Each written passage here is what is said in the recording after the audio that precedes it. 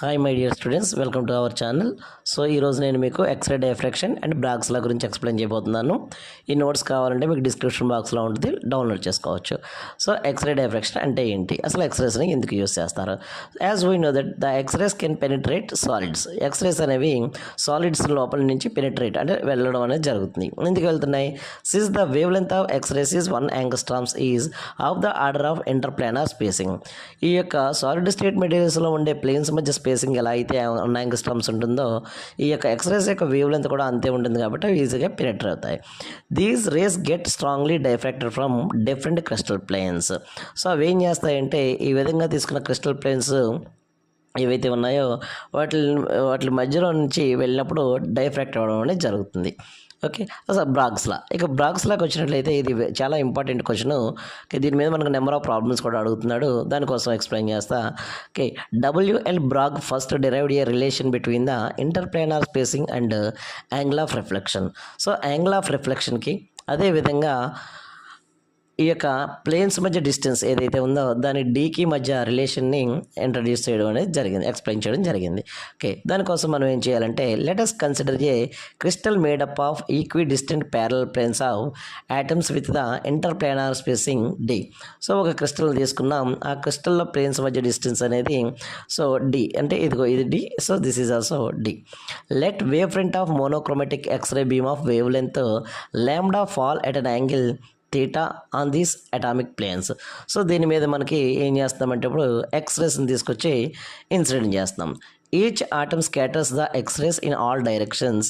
In certain directions these scattered radiations are in phase, that is they interfere constructively. So ఈ విధంగా x ray వచ్చి పడినప్పుడు అవి ఏమవుతాయంటే reflect అవుతాయి. ఇలా రిఫ్లెక్ట్ అవుతున్నవి ఏమవుతాయంటే అవి ఒకే ఫేజ్లో ఉంటాయి. ఆ ఫేజ్లో ఉండడం వల్ల అవి ఏం చేస్తాయంటే కన్స్ట్రక్టివ్ ఇంటర్ఫిరెన్స్లో పార్టిసిపేట్ చేస్తాయి. ఓకే, ఇక కాన్సెప్ట్కి వచ్చినట్లయితే, let us consider the x-rays of P and P dash A at an angle theta with the top of the crystal plane XY. సో ఇక్కడ మనం డిఫరెంట్ క్రిస్టల్ ప్లేన్స్ చూస్తున్నాం. ఈ top of the crystal plane ఏదైతే ఉందో XY నుంచి PE and P dash A అనేవి రెండు కూడా వచ్చి ఇన్సిడెంట్ అవ్వడం జరిగింది. Okay, they are scattered along EQ and CQ dash at an angle theta with the top of the crystal plane XY.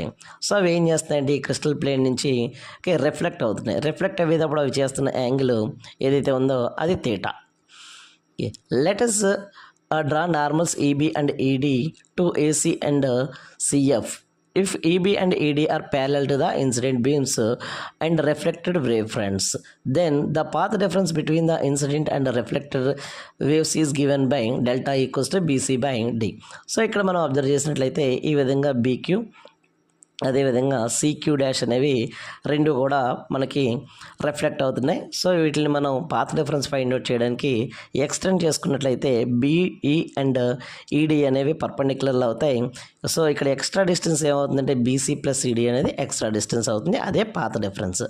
Okay, ఇప్పుడు మనం డయాగ్రామ్ నుంచి చూసినట్లయితే సైన్ థీటా అంటే ఇది థీటా కాబట్టి మనం రాసుకోవచ్చు సైన్ థీటాకి ఆపోజిట్లో ఉన్నది ఏంటి BC బై AC అండ్ అదేవిధంగా BC బై D.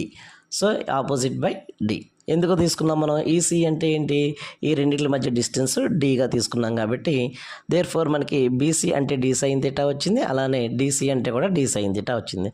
మనకి యాక్చువల్గా పాత difference okay BC plus CD అన్నాడు కాబట్టి ఈ రెండింటిని యాడ్ చేస్తే 2D సైన్ థీటా అయింది.